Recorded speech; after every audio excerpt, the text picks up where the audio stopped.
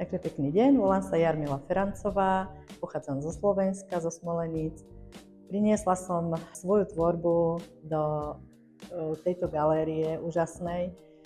Tento mesiac zimné obrazy, budúci mesiac niečo romantickejšie a veľmi rada by som vás pozvala opakovane, lebo obrazy sa budú meniť a som šťastná, že som sa mohla zúčastniť a budem tu aj vo februári, v marci.